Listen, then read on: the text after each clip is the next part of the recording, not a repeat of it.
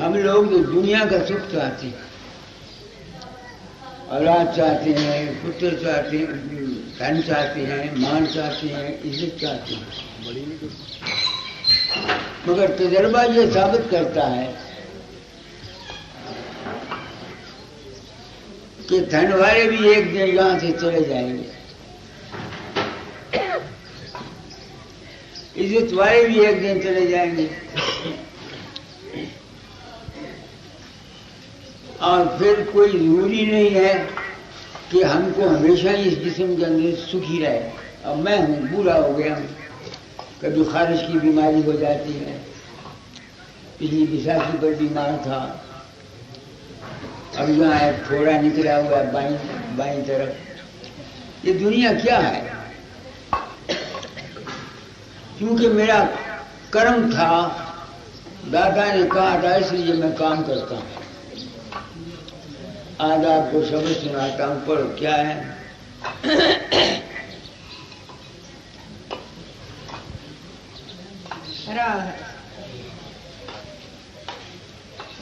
बलिहारी जाऊं मैं सतगुर के, मेरा दर्श करत भरम भागा। बलिहारी जाऊं मैं सतगुर के, मेरा दर्श करते भरम भागा। धर्म राय से तिने का तोड़ा, जम दुश्मन से दूर किया। धर्म राय से तिने का तोड़ा, जम दुश्मन से दूर किया। शब्द पाने पर माना दिया, काग कर्म तजे हंस किया। बस अब देखो, ये शब्द आपने सुना, गुरु की मामा। कोई तो गुरु की मामा ये कहते हैं कि गुरु के प्रसाद से मेरे बच्चा हो गया, कोई इसलिए तारीफ करता है, कोई गुरु की तारीफ इसलिए करता है कि उसके कहने से कोई बात पूरी हो गई। मेरा तजर्बा इसके बरखलाफ। ये जितना खेल है सब तुम्हारे अपने ही मन का है। जिस किस्म की तुम्हारी संस्कार हैं, आशा है, कुछ है, उसी के मुताबिक तुम्हारा इंजाम होगा। और यही बात राजा स्वामी दयाल मठ में हरूल महाराज ने प्रेम वाणी में लिखी है, जिसके अंतर अंत समय में फिल्म चलती है। जिस गुरु से नाम लिया वो गुरु भी आ जाता है, शब्द सुना देता है, कुछ वक्त समय के लिए उसकी रूप रहेगी। जब फिर कोई पूरा गुरु दुनिया में आएगा, उसको जन्म मिलेगा, उसके संपर्क में आएगा, बाकी कमाई पूरी करेगा। अब मैं सोचता हूँ बाकी कमाई क्या रह गई? वो बाकी कमाई का ज्ञान मुझको तुम लोगों से हुआ, सत्संगियों से हुआ। इस वास्ते अपना इष्ट प्रकाश और शब्द रखो। समझो मेरे बिरलाल, प्रकाश और शब्द रखो। मगर हर एक आदमी प्रकाश और शब्द को नहीं रख सकता, क्योंकि उसका मन साफ नहीं, उसके मन में संसार की वासनाएं भरी हुई हैं, दुनिया की आशाएं भरी हुई हैं। तो जिनके अंदर दुनिया की आशाएं भरी हुई हैं, उनके लिए मन को साफ करने के लिए, मन को निर्मल करने के लिए ये ध्यान योग है, सिमरन है और ध्यान है। तुम्हारी मर्जी है, कई आदमी उनके अंदर गुरु का रूप नहीं प्रकट होता। अरे बाबा नहीं होता तो ना सही, कोई रूप जो प्रकट होता है तुम्हारे अंदर, उसी का ध्यान करो, ताकि तुम्हारा मन जो है ये इकट्ठा होकर के निर्मल हो जाए। सिमरन ध्यान का ताल्लुक मन के साथ है और शब्द का ताल्लुक रूह के साथ है। तो जो सुख आम दुनिया लोक श्रेणी की होती है, इस बात से संतों ने आम दुनिया को सिमरन ध्यान बताया है और वो मैं उनका खंडन नहीं करता, मुबारक। मगर असली चीज क्या है? प्रकाश और शब्द। जितनी जल्दी हो सके प्रकाश का शब्द और शब्द को साथ, मगर ये जल्दी होगा नहीं। मन के अंदर वासनाएं भरी हुई हैं, आशाएं भरी हुई हैं, अज्ञान है। मैं बथेरा साधन किया, जब से तुम लोगों से पता लगा कि मेरा रूप तुम्हारी मदद करता, मैं नहीं होता, तो मैं मन को छोड़ जाता हूं। जब मैं साधन करता हूं मन को छोड़ जाता हूं। मुझे पता लग गया कि ये मन जो है ये तो यही यमराज है और यही धर्मराज है। बात मेरे ख्याल में मैंने बिल्कुल आसान और साफ लफ्ज। अब ये रह गया कि अपने अंतर में साधन करते वक्त मन को छोड़ना कोई आसान काम नहीं है। इस बात से संतों के मार्ग में दो तरीके हैं, एक वैराग है और एक अनुराग है। संतों ने गुरु के रूप को वो अकाल को अकय अपार अगाध अनामी बता करके जीवों को राग मार्ग में लगाया। तो जो आदमी गुरु को वकील चंद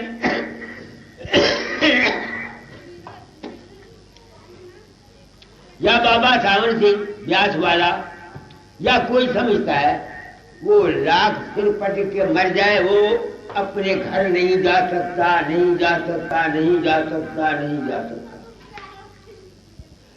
गुरु को मानुष जानते थे नर करिए अंध, दुखी हुए संसार में आगे जम का फन। गुरु किया है देह को सदगुरु चीना ना, कहे कबीर तादाद को तीन ताप भरमा। गुरु आइडियल है, जब तक वो चीज नहीं, उस रूप को तुम वो मानोगे वो परम तत्व आधार है। शास्त्र भी यही कहते हैं, गुरु ब्रह्मा गुरु विष्णु गुरु महेश्वरा गुरु साक्षात परब्रह्म तस्मै श्री गुरु। मगर ऐसा विश्वास किसी का बैठना मुश्किल है आजकल जो पढ़े लिखे आदमी। मेरा बैठ गया था, मेरे कर्म अच्छे थे, मेरा बैठ गया था, मेरे कर्म अच्छे थे। तो गुरु के रूप को जो तुम्हारे अंदर पामा, कहीं से भी तुमने नाम लिया, मैं इस बात का झगड़ा नहीं करता। वो तो तुमने चूंकि रूप को वो माना हुआ है, जैसा तुमने इसको माना हुआ वैसे हो जाओगे। इस वास्ते गुरु आइडियल है। इस परवश कई को गुरु ने क्या किया, शुरू से पढ़ो। बलिहारे जाऊं मैं सतगुरु के, मेरा दर्श करत भरम भागा। धर्म राय से तिनका तोड़ा, जम दुश्मन से दूर किया। गुरु ने क्या दया की? जो मुझ पर दया हुई मैं वो कहता। मैं दादा की बात को समझ नहीं सकता था, वो सैन बैन करते थे, इशारा करते थे, मेरी समझ में नहीं आती। ये समझाने के लिए मुझे ये काम दिया था। मैं हल्दिया बयान करता हूं, मैं ना गुरु हूं ना महात्मा हूं, न मुझे गुरु बनने की हवस है। मैं तो सच्चाई का खास मानता, अपने घर जाना चाहता था। मैं कहां से आया, मैं हूं कौन, मेरा मालिक कौन, इस खबर में मैंने अपनी उम्र गुजार दी। क्योंकि मेरे से में ये ड्यूटी थी, इसलिए गुरु ऋण मेरे सिर पर था, मैं कर्जा उतारना चाहता हूं। तो यमराज से बचने के लिए क्या तरीका है? जिंदगी में एक इश्क बना लो, राम का बना लो, कृष्ण का बना लो, गुरु का बना लो, जहां तुम्हारी मर्जी है जाके तब तुम्हारे प्राण छूटने लगे, तुम्हारे सामने वो रूप आएगा। जब रूप आ जाएगा तो फिर तुम्हारे मन के अंदर जो तरह तरह के ख्यालात उठते हैं ना, वो नहीं उठेंगे, उस रूप में तुम लग जाओ। तो यमराज से खलासी मिलने के लिए कैसे है? गुरु स्वरूप का ध्यान, इस सर्वगुण रूप का बनाओ। जब तुम्हारा अंत समय आएगा या इस जिंदगी में भी, जब तुम रूप तुम्हारे सामने आएगा, तुम्हारा यमराज शुरू हो जाएगा। बैतरणी नदी में तुम नहीं जाओगे, मगर अगर धर्मराज से भी तुम्हारी खलासी नहीं हुई है, तुमको चोला फिर लेना पड़ेगा। गरुड़ पुराण में भी यही लिखा।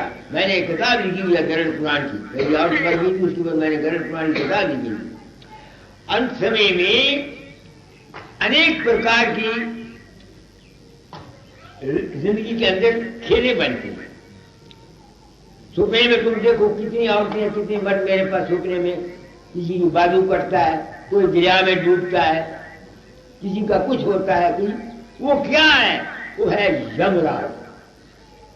जिस तरह सपने में हम अपने गंदे ख्यालों की, गंदे विचारों की वजह से हमारे अंदर डर आता है, सांप आते हैं, चूहे आते हैं, दरिया में डूबते हैं, बाजू करते हैं, ये है यमराज। तो अगर रूप का तुम्हारे सामने ध्यान है तो फिर क्या होगा? आप यमराज से बच जाओगे। मैं ऊंचा बोलता हूं, आम दुनिया के लिए सबसे बेहतर यही है कि इंसान अगली मंजिल तो बड़ी दूर है, रूप को कायम रखे। मैं अब तक भी रूप को कायम रखता हूं। अभ्यास के बाद जब मैं होता हूं तो रूप मेरे सामने रहता जाता जाएगा। उस रूप के ध्यान करने से तुम्हारे मन के अंदर जो अनेक प्रकार की उथल पुथल होती है, जिसकी वजह से तुमको सपने डरावने आते हैं या अंत समय में डर लगेगा, उससे बच जाओ। तो धर्मराज का नाता कैसे टूटा? जब तुमने मुझे बताया कि मेरा रूप तुम्हारी मदद होता है, मैं नहीं होता, तो मुझे यकीन हो गया कि मन ही धर्मराज है, मन ही यमराज है। इस मन को छोड़ो बुढ़े बुढ़ी, शब्द और प्रकाश को पकड़। अब मेरी यही साधन है, यही कोशिश करता रहता। मगर सच पूछो, जब जिस्म की तकलीफ होती है वो ज्ञान ध्यान घोर हो जाता है। मेरा हो जाता है, दूसरों को नहीं होता। सच्ची बात कहता हूँ, झूठ मेरी आदत नहीं कोई। जब ज्यादा तकलीफ होती है जिस्म को, तो वो जो ज्ञान ध्यान है ना मैंने सीखा हुआ, वो सब घोर हो जाता मेरा। जिस्म की तकलीफ सूझ को ऊंचे जाने नहीं देती। कभी इत्तेफाक हो तो फिर जिस्म की तकलीफ को भी भूल जाता, मगर हर वक्त नहीं भूल सकता। खबर नहीं मेरे में कमजोरी आ जाए। काश ये महात्मा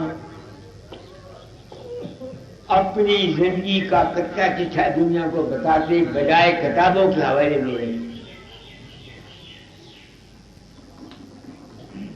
हम महात्मा जितने सत्संग कराते हैं, कोई कहता पहली पातशाह ये कह दी, कुछ कहता दूसरी पातशाह, तीसरी कहती है गीता ये कहती है, चौथी कहती है अंजीर ये कहती है, कोई कहता है कुरान शरीफ ये कहता। ये कोई नहीं कहता कि तेरे साथ क्या बीती भाई, तू बता।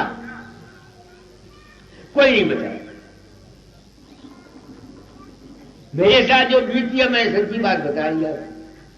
तो अब भी जब मुझे तकलीफ ज्यादा होती है जिस्म की, तो वो ज्ञान ध्यान मेरा खुरल हो जाता है। कोशिश कर, जब पिछली दफा मैं जहां बीमार था, आप भी आए थे, हिचकी आती थी कि नहीं, तो हिचकी मेरी सोच को चलने नहीं देती थी। इस वास्ते संतों के मार्ग में जहां तक हो सके अपनी सेहत का ख्याल रखा करो। ब्रह्म रहे काया के ओले, बिना काया ब्रह्म क्या बोले। कई सत्संगी जिस्म से लापरवाह हो जाते हैं, ये मूर्ख।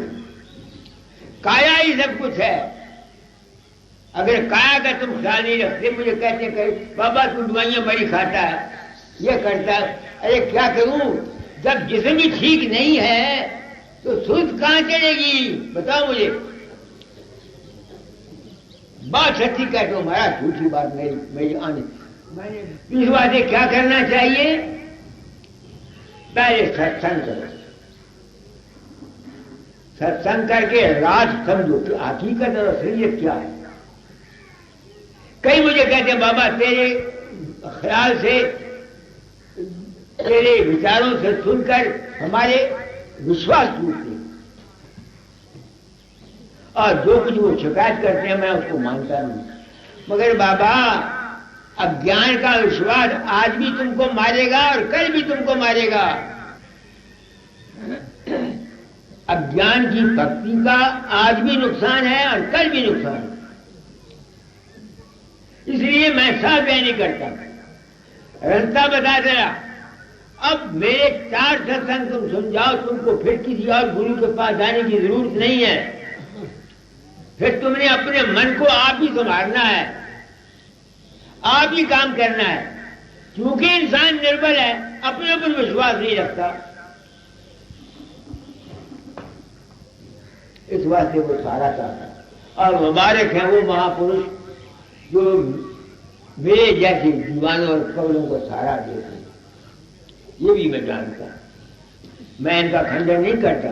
वो जीव ज्ञानी है मगर उनको सहारा तो मिलता है ना। बाबा चरण सिंह भी सहारा देता है, बाबा गुरबाज सिंह भी सहारा देता है, दूसरे महात्मा भी सहारा। तो आज था गुरु की अजमत, क्या मिलता है गुरु से? हो सकता है दोस्तों तुम मेरे भाई हो, मुझे जो कुछ मैंने समझा इसका दावा नहीं कि मैंने जो कुछ समझा ये ठीक ना। मेरा जीवन सारा सच्चाई की खोज में गुजर गया। मैं अगर पर्दा रखता आज मैं लाखों करोड़ों रुपए का मालिक होता, जिससे मेरा रूप लोगों के अंदर प्रकट हो गया। अभी जिसमें मैंने अभी मिसाल दी थी ना, वहां से 4 आदमी आए थे, तो वहां इंदौर जाया करता। मैं अगर तुमको काबू कर लेता, ये मैं इतने इशारा करता, हाँ मैं गया था उसकी जान लेने के लिए, तो तुम सारों को मैं अपना मुरीद बना लेता, तुम सबको अपना जानवर बना लेता। जीव तो अज्ञानी है, निबल है, इनको सच्चाई का पता नहीं, सहारा ढूंढते। इस बात से संतों ने इस कलयुग में नाम की महिमा बताई। कली केवल एक नाम आधारा, वेद शास्त्र श्रुति वर्षा। नाम है शब्द की धुन, अंत में जो शब्द बोलता है उसको पकड़ो, यह है सच्चाई। मगर इसको हर एक आदमी पकड़ नहीं सकता न। कुछ करनी कुछ कर्मगत कुछ पूर्व ले, देखो भाग कबीर का लक्ष्य भया अले। जिसके ग्रह होते हैं, जिसकी कुंडली में, जन्म कुंडली में अच्छे ग्रह पड़े हुए होते हैं, वो इस तरफ आता है। हर एक आदमी इस लाइन का मुस्तहक नहीं है, गलत है ये ना, बिल्कुल। मोक्ष के भी ग्रह होते हैं, ज्योतिष की जन्म कुंडली बताती है कि इसको मोक्ष के ग्रह पड़े हुए हैं। जब तक उसकी ग्रह नहीं है, वो लाख कोशिश करे, अवल तो आएगा ही संतों के दरबार में। अगर आएगा भी तो सारी जिंदगी जो मर्जी करता रहे, मंजिल पर नहीं पहुंच सकता। यह है सच्ची बात, यह है सच्ची बात। कबीर ने भी यही कहा ना, भाई कुछ करनी कुछ कर्मगत कुछ पूर्व ले लेख। मैंने यूं कह दिया, ज्योतिष के मुताबिक है, कबीर ने यूं कह दिया, कुछ करनी कुछ कर्मगत कुछ पूर्व ले लेख। देखो भाग कबीर का लक्ष्य भया अरे। स्वामी जी महाराज की जीवन चरित्र पढ़ो, उसमें उनकी जन्म कुंडली दी हुई है, हजूर महाराज की जन्म कुंडली दी हुई है। तो जो जैसे ग्रह हजूर महाराज को या बाबा सामन सिंह को या किसी को थे, उसी के मुताबिक उन्होंने काम किया। उनकी कोशिश किस काम की? क्या कहा मैंने? बाबा सामन सिंह की कुंडली निकली थी 20 सवें, मेरी निकली थी 10 सवें। ये हमारे पिछले जन्म के कर्म होते हैं। इस मोक्ष पदवी तक एक जन्म में नहीं पहुंच सकता आदमी। जन्म जन्मांतरों की कमाई होती है। अब ये नागी साहब बैठे हुए, ये कहते हैं इनके निकला था, क्या उसका नाम है, हिंदू संस्था से कुंडली निकली क्या 14-15 साल में, कैसे ऐसे तुमको कोई महापुरुष मिलेगा, ऐसे तुम कहते थे ना। तो जिनके भाग में होता है वो मेरे सत्संग में से वही आदमी आते हैं जिनके ग्रह अच्छे पड़े हुए होते हैं। दूसरा आदमी मेरे सत्संग में आ नहीं सकता। कुनंद हम जिन्स बा हम जिन्स परवार, कबूतर बाज बाबाज। शक्कर खाने वाले को शक्कर मिलती है, जुआ खेलने वाले को जुआरी मिल जाती है। आगे गुरे के मेहरे से अगम निगम लख बिन गुर कोई न मुक्त भया। गुरु नाम है ज्ञान का। अगम कहते हैं ज्ञान को, निगम कहते हैं अज्ञान को।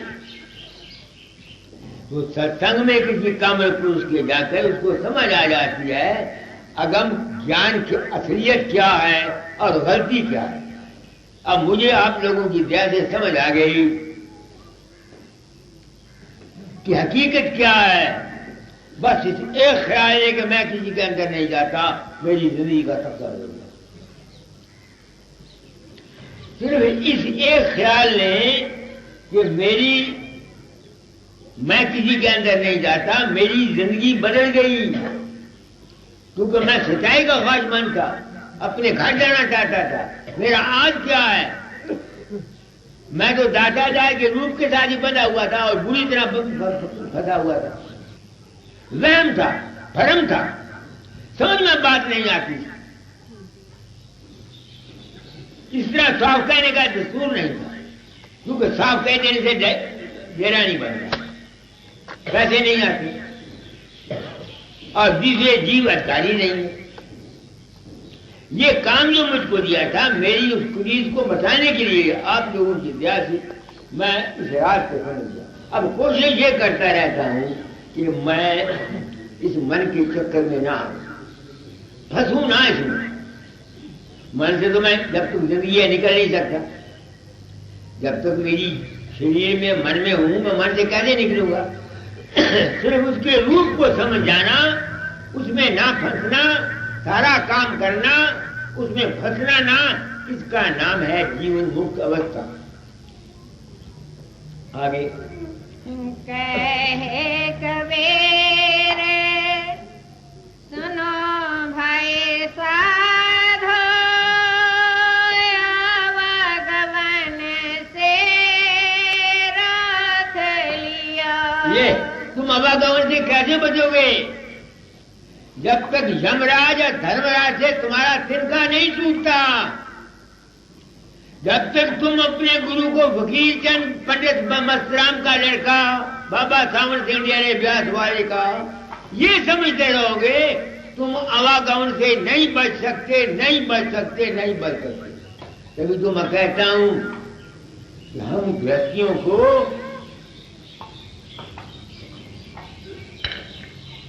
उन गुरु मत वालों ने ऐसा चकमा दिया है। हमको तो अपना जानवर बनाया था, हमारी औलाद को भी उन गद्दियों के और उन डेरों का खिदमतगार बना दिया। सच्चाई नहीं कह रही, ये बात सच्ची है। तुम में सत्संग में आए हो, तुमको दो बातें बताता हूं। अगर तुम इस सृष्टि से पार जाना चाहते हो, जन्म मरण से बचना चाहते हो, तो भाई अपने अंतर प्रकाश और शब्द को पकड़ो। सत्संग करके बाद मन के चक्कर में मत आओ, इसमें फंसो नहीं। मन के चक्कर से तुम निकल नहीं सकते, ना मैं निकल सका। सिर्फ उसमें फंसना नहीं। और अगर दुनिया में रहना चाहते हो तो भाई इंसान बनो। तुम्हारा ख्याल ही तुम्हारे लिए सुखदायी है, तुम्हारा ख्याल ही तुम्हारे लिए दुखदायी है। इसलिए अपने मन वचन कर्म को शुद्ध रखो। मन वचन कर्म को शुद्ध रखो। अच्छा ख्याल रखो क्या चाहिए। बस ठीक है। तो आप गृहस्थी हैं। मैंने तो आज सुबह एक चिट्ठी भेजी थी, उसका जवाब दे देता हूं। अगर गुरु मुहूर्त का ध्यान ना करे तो मानव चित्त की सूरत एक जगह पर इकट्ठा कैसे करे। तो गुरु स्वरूप का ध्यान शुरू में लाजमी अमल है, हर शब्द को करना चाहिए। मैं अब तक भी करता हूं। अगर गुरु की मुहूर्त को ध्यान के लिए दी गई मूर्तियों से ज्यादा उत्तम और माने न समझे तो ध्यान नहीं करेगा। बिल्कुल ठीक है। जिन शख्सों ने गुरु को फकीर चंद समझ के फकीर चंद का ध्यान करते हैं, उनका ध्यान बनेगा भी नहीं, इश्क नहीं आएगा। क्योंकि वो फकीर चंद को देखें, फकीर चंद में तो सैकड़ों ऐब हैं, उनकी नजर में फकीर चंद के ऐब भी सामने आ जाएंगे। समझ गए मेरी बात को मैंने क्या कहा है? गुरु में ऐब नहीं देखना चाहिए। मगर आजकल पढ़ा लिखा जमाना है, हम काग दृष्टि रखते हैं, बुराई देखते हैं, बुराई देखते हैं। इसलिए गुरु है आइडियल, इश्क है, उसको पूर्ण मान लो बस। ये तुम्हारा विश्वास है, मानो या ना मानो। माने माना था, मेरा काम बन गया। अच्छा, तीसरा इनका सवाल है, अगर गुरु पर श्रद्धा विश्वास ना होगा तो ना तो ध्यान ठहरेगा ना गुरु भक्ति होगी। बिल्कुल ठीक। अब इतने गुरु हैं दुनिया में, माफ करना, हम जीव जाए तो कहां जाए? व्यास वालों के पास जाओ, वो कहते हैं जो कुछ है व्यास वाला है। संत कृपाल सिंह के आज वो कहते हैं जो कुछ है कृपाल सिंह है। मेरे वाले जो कुछ कहते हैं दाता दयाल है। नहीं समझ में आती। जीव बेचारे जाए किधर? और फिर गुरुओं का हाल देखते हैं। हंसा वाले ने क्या किया, निरंकारी ने क्या किया, बताओ मुझे क्या किया। मेरे पास कल एक चिट्ठी आई, आप हैरान होंगे। बाबा सामर सिंह का एक पाखी था, प्रीतम सिंह या प्रीतम दास, वो उसने वहां बना लिया, मठ बना लिया। मध्य प्रदेश में मठ बना लिया। लोगों को समझ योग था। एक दमोदर दास आया करता था, यहाँ मर गया बेचारा, वो भी उसके चकमे में आ गया। वहां गया, वहां उनको ये पता लगा कि ये तो जो सत्संगने आती हैं उनको काबू करता है। तो एक सत्संगन थी, उसका जो पति था वो ज्यादा विश्वासी था प्रीतम दास का। उसने उसको कोई हाथ डालने की कोशिश की, मगर कामयाब न, वो भाग गई। उसने उनको बोला, उसके खामने ने उसको मारा कि तू मेरे गुरु को बदनाम कर दिया। उसने दामोदर दास को बोला। दामोदर दास ने मालूम किया कि ठीक नहीं किया, वो तो वहां से अपनी औरत को और लड़की को लेकर भाग गया। फिर वो मेरे पास आया। अब वो प्रीतम दास के खिलाफ कई मुकदमे भी थे। एक वो मास्टरानी थी, वो उसने रख दी। अब वो मर गया प्रीतम दास। अब जो उसकी वो रखी हुई औरत थी, वो उस्तादनी, अब वो गुरु बन बैठी।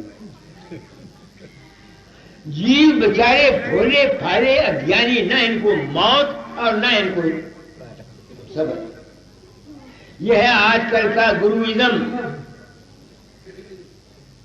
मेरे दम में चूंकि ड्यूटी थी सच्चाई बयान करने की, इसलिए मैं सच्चाई बयान किया जाता हूं। गुरु नाम है ज्ञान का समझ। जहां से भी तुमको सच्ची समझ, सच्चा विवेक मिलता है वो ले लो और अपने जन्म को बनाओ। इस झगड़े में क्यों पड़ते हो? नीचन पूरा गुरु है या बाबा सामर सिंह पूरा गुरु है? या गुरु तो ज्ञान का नाम है, समझ का नाम है, विवेक का नाम है। इस अज्ञान की वजह से हम सब भटका खाते। कल यहां से कोई आदमी आए हुए थे, कोई प्रदीप का एडिटर था पहला, वो भी बैठे थे, मेरी बातें सुने। उनके साथ होली वाली औरतें थी, वो मेरी साथ बहनी को सुनना सकी, उठ के बाहर निकल गए। नहीं समझ में आती है। तो मैंने ये काम जो किया है मेरे ज़िम्मे ड्यूटी है। तू तो आया नरदेही में कर वकील का पैसा, दुखी जीव को अंगले। 3 ताकती जीव दुखी हैं, निबल अबल और अज्ञानी। क्योंकि मेरे ज़िम्मे ड्यूटी थी, इस वास्ते मैं अपनी बहनों को, अपने भाइयों को जो मैंने समझा है वो बताया जाता हूं। मगर ये मैं दावा नहीं करता कि मैं जो कहता हूँ ये। मैं तो सेवक हूं, एक हुक्म था दादा जाए का वकील, चोरा छोड़ने से पहले तालीम बदल जाए।